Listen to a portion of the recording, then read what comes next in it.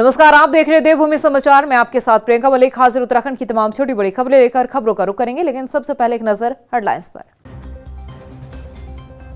Home guard स्थापना दिवस पर सीएम धामी ने की बड़ी घोषणाएं। होमगार्ड जवानों को अब हर साल मिलेगा वर्दी भत्ता, हर दिन मिलेगी प्रोत्साहन धनराशि।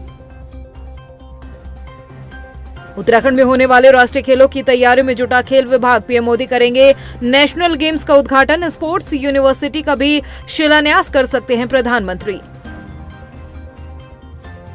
सांसद अजय भट्ट ने की टीबी मुक्त भारत के 100 दिवसीय अभियान की शुरुआत। मोबाइल चिकित्सा वाहन को दिखाई हरी झंडी।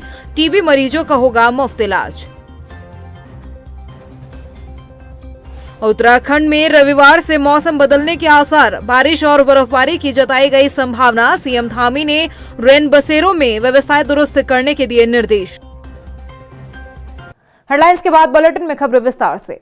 मुख्यमंत्री पुष्कर सिंह धामी ने होमगार्ड्स एवं नागरिक सुरक्षा स्थापना दिवस पर रैतिक परेड की सलामी ली। इस दौरान सीएम धामी ने कई बड़ी घोषणाएं भी की है। पुलिस कार्मिक एवं एसडीआरएफ की तर्ज पर 9000 से अधिक फीट ऊंचाई पर सेवा देने वाले होमगार्ड सैनिकों को 200 रुपए प्रतिदिन प्रोत्साहन धनराशि दी जाएगी और प्रशिक्षण के बाद एसडीआरएफ के साथ काम करने वाले होमगार्ड्स जवानों को भी प्रतिदिन 100 रुपए की प्रोत्साहन धनराशि मिलेगी।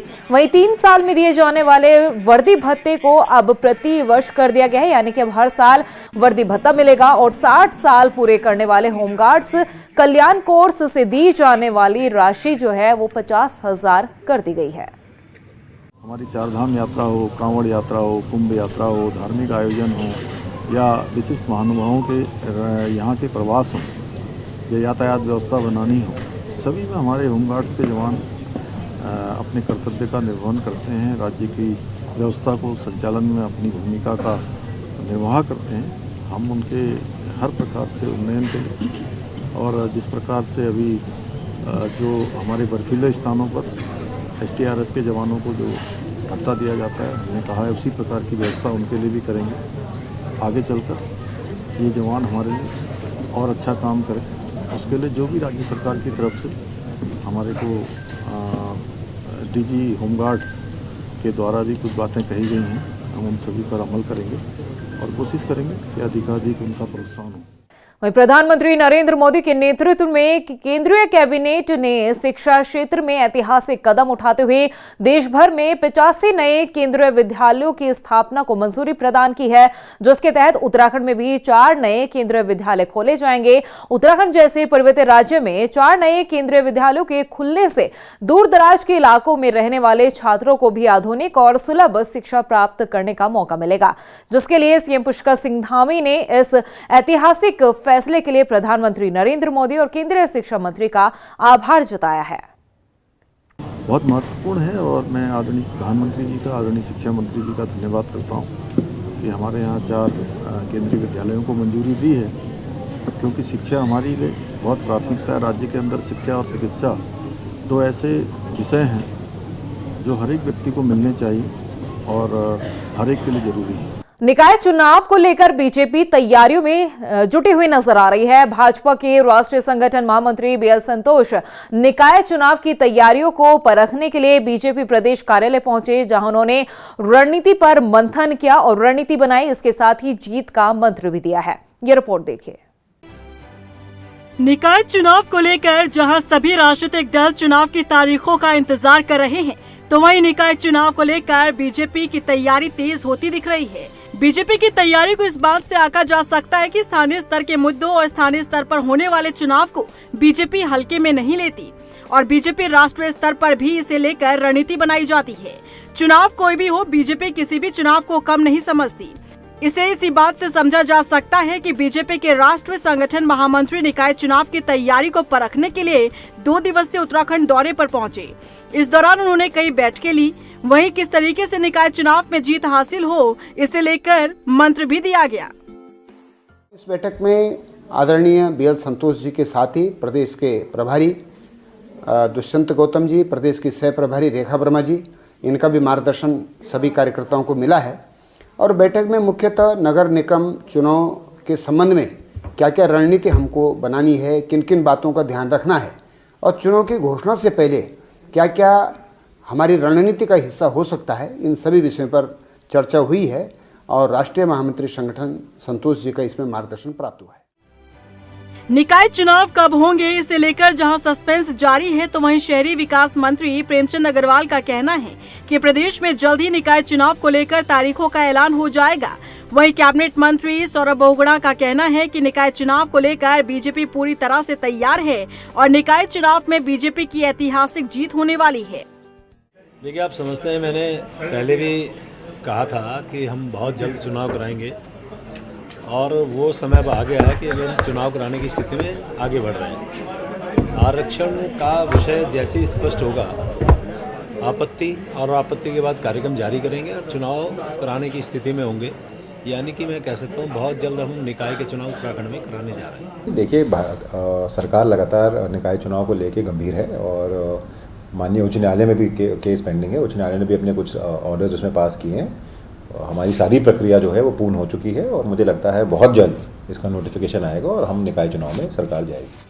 निकाय चुनाव की तैयारी के बीच बीजेपी अन्य राजनीतिक दलों की तुलना में चुनावी अभियान में धार लाने की कोशिश कर रही है।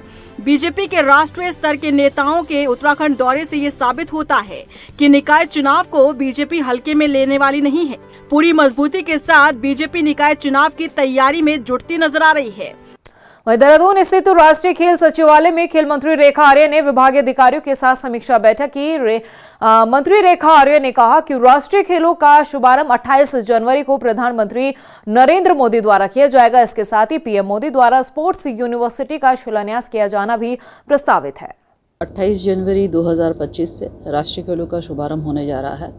सामान्यतः राष्ट्रीय खेलों का शुभारंभ जो है देश के यशस्वी प्रधानमंत्री जी के द्वारा होता है और उत्तराखंड से जिस प्रकार से प्रधानमंत्री मोदी जी का स्नेह, प्रेम और आशीर्वाद मिलता रहा है, तो यही अपेक्षा है कि माननीय प्रधानमंत्री जी के कर कमलों से इसका शुभारंभ होगा।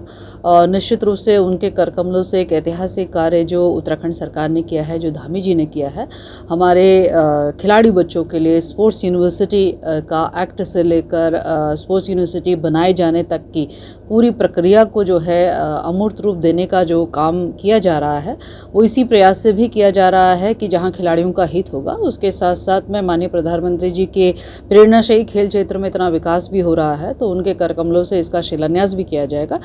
वहीं हल्द्वानी में बेस अस्पताल से सांसद अजय भट्ट ने टीबी मुक्त भारत के 100 दिवसीय अभियान की शुरुआत की है। इस दौरान टीबी मुक्त को लेकर जो है जन जागरूकता बढ़ाई जाएगी। साथ ही स्वास्थ्य कैंप लगाने के लिए हंस फाउंडेशन द्वारा दिए गए मोबाइल चिकित्सा वाहन को भी हरी झंडी दिखाई गई।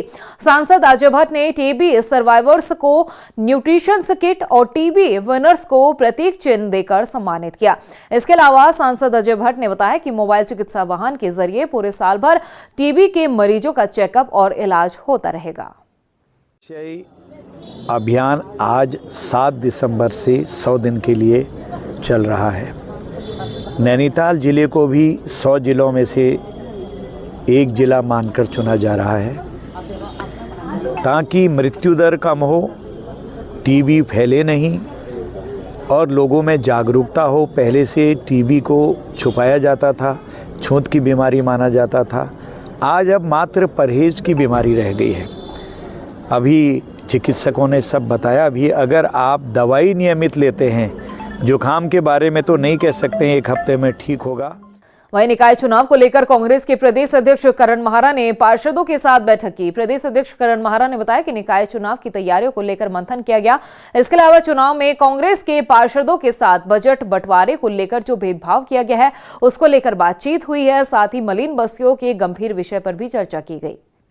देखिए, निकाय चुनाव की तैयारियों को लेकर भी बात हुई है, जो दिक्कतें हैं उसमें बात हुई है, किस तरीके से बजट एलोकेशन में इन लोगों के संग भेदभाव किया गया, वो बात हुई है। मलिन बस्तियों को लेकर बड़े गंभीर विषय हैं, जहां एक तरफ कई जगह नालों को घेर कर बीजेपी से जुड़े हुए बड़े रसूखदार लोगों ने बड़े बड़े भवन बना लिए हैं, कहीं कहीं तालाब की ज़मीनों में भी बड़े कॉम्प्लेक्स बना के बेचे गए हैं। तो इन सब चीज़ों की जानकारी आज मिली है। हम जल्दी ही आप लोगों के सामने बड़े कुछ खुलासे भी करने जा रहे हैं, ताकि बीजेपी के वो बड़े चेहरे जिनके दम पर बीजेपी उछलती है, उनको हम जनता के सामने एक्सपोज कर सकें। उत्तराखंड में मलिन बस्तियों पर अब 3 साल तक कोई कार्रवाई नहीं हो सकती है, क्योंकि फिर से अध्यादेश लाकर मलिन बस्तियों को राहत दे दी गई है। लेकिन इस बीच एक बार फिर से मलिन बस्तियों का जिन बाहर आ गया है और मलिन बस्तियों को लेकर सियासत गर्माती नजर आ रही है। रिपोर्ट देखिए। 582 मलिन बस्तियों पर अब 3 साल तक कोई भी कार्रवाई नहीं की जा सकती, क्योंकि सरकार के अध्यादेश पर अब राजभवन से मंजूरी मिल गई है और अध्यादेश में इस बात का जिक्र किया गया कि अगले 3 सालों तक इन बस्तियों पर किसी तरह की कार्रवाई नहीं की जा सकती। लेकिन मलिन बस्तियों पर एक बार फिर से सियासत गर्माती दिख रही है। उत्तराखंड में देहरादून सहित मलिन बस्तियों में लगभग 12 लाख से ज्यादा लोग रहते हैं। हाईकोर्ट के आदेश के बाद नगर निकायों में बसी मलिन बस्तियों पर कार्रवाई की तलवार लटकती दिख रही थी। इसके लिए राज्य सरकार पहले अध्यादेश 2018 में लाई थी, जिससे बस्ती वासियों को 3 साल की राहत मिली थी। इसके बाद 2021 में सरकार फिर से अध्यादेश लाई, जिसकी अवधि इस साल अक्टूबर में खत्म हो गई। लिहाजा फिर 3 सालों के लिए सरकार अध्यादेश लेकर आई, जिस पर अब राज्यपाल ने मुहर लगा दी है। लेकिन अब इसे लेकर सियासत गर्माती दिख रही है। कांग्रेस प्रदेश अध्यक्ष करण माहरा ने आरोप लगाते हुए कहा कि सरकार मलिन बस्तियों को लेकर बिल्कुल भी गंभीर नहीं है। जिस तरह से मलिन बस्तियों के नियमितीकरण को लेकर टाल मटोल किया गया और 3 साल का समय और लिया गया है, ये केवल चुनावी फायदा लेने का फैसला है। तो इसको क्यों 3 साल के लिए टाला जा रहा है? 3 साल का कार्यकाल किसी को कोई राहत नहीं देता। मेरा मानना है सरकार ने कदम उठाते हुए उनको रेगुलराइज करना चाहिए। ये केवल निकाय चुनाव में लाभ लेने के लिए आप 3 साल का लटका रहे हो। एक आदमी को फांसी मिल जाए, उसको कहा जाए कि तेरी फांसी 10 दिन बढ़ा दी जा रही हो, तो उसके लिए मौत है। उसको पता है यार आज मरना था, अभी 10 दिन बाद मरना है, वो 10 दिन और कष्ट में रहेगा। 3 साल ये जितने भी बस्ती वाले इनके दिमाग में ये रहेगा यार 3 साल बाद फिर हम बेघर हो जाएंगे। तो सरकार अगर वाकई में सरकार की नीयत ठीक है तो इनके पक्ष में सीधे एक नियम बनाए और उनको रेगुलराइज करे। वहीं कांग्रेस प्रदेश अध्यक्ष के बयान पर पलटवार करते हुए बीजेपी प्रवक्ता विपिन कैंथोला ने कहा कि मलिन बस्तियों पर वोट बैंक की राजनीति करना कांग्रेस की फितरत है। पहले कांग्रेस ये बताए कि उन्होंने अपने कार्यकाल में मलिन बस्तियों के लिए क्या किया। देखिए, बस्तियों को अपने वोट बैंक के रूप में यूज करना कांग्रेस का काम रहा है और कांग्रेस ने कभी भी जो मलिन बस्तियां हैं उनमें रहने वाले लोगों की कभी सुध नहीं ली। आपको याद होगा कि भारतीय जनता पार्टी 2017 में भी मलिन बस्तियों के रेगुलाइजेशन के लिए अध्यादेश लेके आई थी। अभी भी उस अध्यादेश को आगे बढ़ाने का काम हमारी सरकार ने किया है। कांग्रेस ने केवल और केवल मलिन बस्तियों में रहने वाले लोगों को वोट बैंक के रूप में उपयोग करने का काम किया है। हाईकोर्ट या एनजीटी ने अपने आदेश में साफ शब्दों में कहा था कि मलिन बस्तियों पर कार्रवाई की जाए, जिन्हें बचाने के लिए सरकार फिर से आगे आ गई। लेकिन सवाल है कि अध्यादेश के जरिए मलिन बस्तियों को आखिर कब तक यूं ही बचाया जाता रहेगा? आखिर नियमितीकरण को लेकर सरकार का फैसला लेगी। पिछले दिनों सुनवाई में एनजीटी ने सर्वे के आदेश दिए थे, जिसमें ये बात सामने आई थी कि मलिन बस्तियों में बने ज्यादातर घर फ्लड जोन में बने हैं। लिहाजा अगर किसी समय नदी में बाढ़ की स्थिति पैदा होती है तो भारी नुकसान झेलना पड़ सकता है। देहरादून स्थित डोईवाला के थानों में बहुउद्देशीय शिविर का आयोजन किया गया। शिविर में जिलाधिकारी सविन बंसल ने ग्रामीणों की समस्याओं को सुन उनके समाधान का आश्वासन दिया। साथ ही शिविर में लगाए गए स्टॉल्स पर विभागीय योजनाओं की जानकारी दी गई। वहीं इस दौरान जमीन फ्रॉड के बढ़ते मामलों को लेकर जिलाधिकारी ने गंभीरता दिखाई और उन्होंने लोगों से जमीन खरीदने से पहले पूरी जांच पड़ताल करने की बात कही। लैंड फ्रॉड की हमारी निरंतर समीक्षाएं चल रही हैं और जहां पे प्रभावी कार्रवाई की आवश्यकता होती है वो भी हमारी फील्ड मशीनरी द्वारा ली भी जा रही है। फिर भी मैं ये कहूँगा, अपील करूँगा आपके माध्यम से कि जब हम लैंड ट्रांजैक्ट करते हैं, रजिस्ट्री ऑफिस में जब भी उसका बैनामा करते हैं, डीड्स करते हैं, तो first responsibility always lies on the buyer. इसीलिए हम अपना जो कियोस्क हमारा बहुत जल्दी खुलने वाला है कि वहाँ पे लोगों को जानकारी रहे कि जो लैंड पार्सल का हम ट्रांजेक्शन करने जा रहे हैं वो जेन्युइन है, उसका पहले कहीं पे ट्रांजैक्शन हो तो नहीं चुका है, और जो सेलर है उसका ऑथेंटिसिटी वो खाता खतौनी से ज़रूर चेक करे। सरकार ने इसकी सुविधा प्रदान की हुई है डिजिटल फॉर्मेट में, सिर्फ एक जानकारी का अभाव है और एक सुगमता का, एक्सेस का। तो वो एक्सेस और जानकारी एज एडमिनिस्ट्रेशन हम दे रहे हैं। और अब बात करते हैं उत्तराखंड के मौसम की। राज्य में एक बार फिर से मौसम का मिजाज बदलने वाला है। मौसम विभाग के मुताबिक 8 और 9 दिसंबर को प्रदेश के ज्यादातर इलाकों में हल्की बारिश की संभावना जताई गई है और ऊंचाई वाले इलाकों में बर्फबारी की आशंका है। मौसम विज्ञान केंद्र के मुताबिक बारिश और बर्फबारी के बाद तापमान में गिरावट दर्ज की जाएगी और ठंड में भी इजाफा होगा। एक पश्चिमी विक्षोभ 8 और 9 तारीख को उत्तराखंड को प्रभावित कर सकता है, जिसके कारण 8 और 9 तारीख को उत्तराखंड में कुछ स्थानों पर बहुत हल्की से हल्की वर्षा और बर्फ़बारी मिलने की संभावना है, जबकि कहीं कहीं हल्की से मध्यम दर्जे की बारिश और बर्फ़बारी मिल सकती है। इसमें जो 2500 मीटर या उससे अधिक ऊंचाई वाले स्थान हैं, वहाँ पर बर्फ़बारी मिलने की संभावना है। वहीं प्रदेश में मौसम विभाग की ओर से बारिश के साथ ही ठंड बढ़ने की चेतावनी दिए जाने को देखते हुए मुख्यमंत्री पुष्कर सिंह धामी ने रैन बसेरों में पर्याप्त व्यवस्थाएं करने के निर्देश दिए। साथ ही जरूरतमंद लोगों को रजाई कंबल वितरित करने की भी बात कही है। सीएम पुष्कर सिंह धामी ने सभी जिलाधिकारियों को निर्देश देते हुए कहा कि तहसील स्तर पर ठंड से बचाव के लिए पर्याप्त इंतजाम किए जाए और प्रमुख स्थानों पर अलाव का भी इंतजाम किया जाए। वहीं पहाड़ों की रानी मसूरी में भी इन दिनों मौसम काफी सुहावना बना हुआ है। पर्यटक मसूरी में आकर सुहावने मौसम का आनंद लेते हुए नजर आ रहे हैं। पर्यटकों की भीड़ के साथ ही स्थानीय व्यापारियों के चेहरे खिले नजर आ रहे हैं। वहीं मसूरी होटलियर्स एसोसिएशन के अध्यक्ष संजय अग्रवाल ने कहा है कि मसूरी विंटर कार्निवल के लिए भी भव्य तैयारी की जा रही है।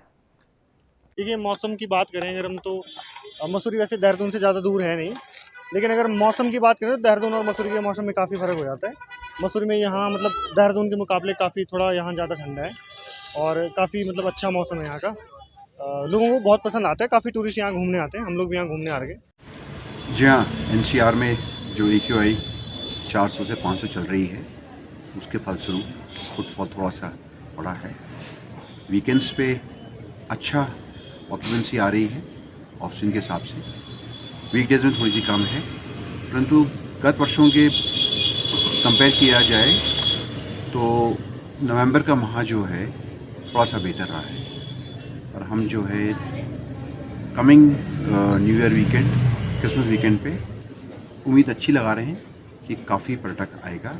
वहीं रुड़की नगर निगम में रवि अग्रवाल को चुनाव प्रभारी बनाए जाने पर बीजेपी जिला अध्यक्ष कार्यालय पर उनका स्वागत किया गया। जिला अध्यक्ष शोभराम प्रजापति ने कहा है कि जनवरी में निकाय चुनाव होने की ही संभावना है और रुड़की नगर निगम का मेयर भाजपा का ही कैंडिडेट बनेगा। भारतीय जनता पार्टी का दमखम उनको पूछने की जरूरत पड़ती है। माननीय नरेंद्र मोदी से माननीय पुष्कर सिंह धामी तक, योगी धामी कोई हो, ऐसा कहीं लग रहा है कि भारतीय जनता पार्टी की दमखम ना हो।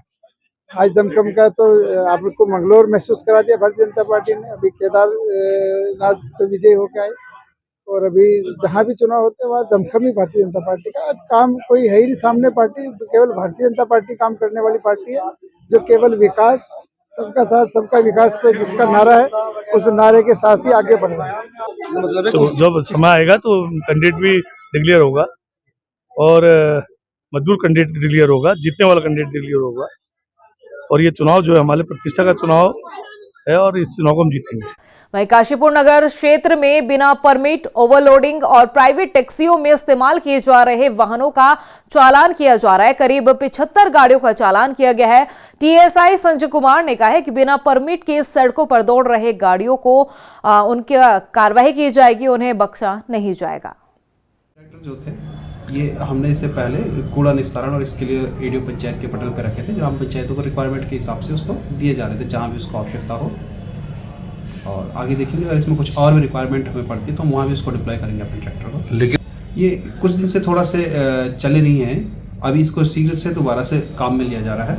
और अभी जो गाँव में कूड़ा वगैरह है और इसको हम सोच रहे हैं कि दूसरे समूह वगैरह के लिए इसको अलॉट कर दें, तो फिर ये रेगुलर यूज़ में जब आएंगे तो फिर इस तरीके से इनकी मेंटेनेंस भी हो जाएगी। और प्रदेश की खबरों में इतना ही, फिर हाजिर होंगे कुछ और खबरों के साथ। अब तक के लिए मुझे दे इजाजत, लेकिन जाने से पहले एक नजर हेडलाइंस पर। नमस्कार। होमगार्ड स्थापना दिवस पर सीएम धामी ने की बड़ी घोषणाएं। होमगार्ड जवानों को अब हर साल मिलेगा वर्दी भत्ता, हर दिन मिलेगी प्रोत्साहन धनराशि। उत्तराखंड में होने वाले राष्ट्रीय खेलों की तैयारियों में जुटा खेल विभाग। पीएम मोदी करेंगे नेशनल गेम्स का उद्घाटन। स्पोर्ट्स यूनिवर्सिटी का भी शिलान्यास कर सकते हैं प्रधानमंत्री। सांसद अजय भट्ट ने की टीबी मुक्त भारत के 100 दिवसीय अभियान की शुरुआत। मोबाइल चिकित्सा वाहन को दिखाई हरी झंडी। टीबी मरीजों का होगा मुफ्त इलाज। उत्तराखंड में रविवार से मौसम बदलने के आसार। बारिश और बर्फबारी की जताई गई संभावना। सीएम धामी ने रैन बसेरों में व्यवस्थाएं दुरुस्त करने के दिए निर्देश।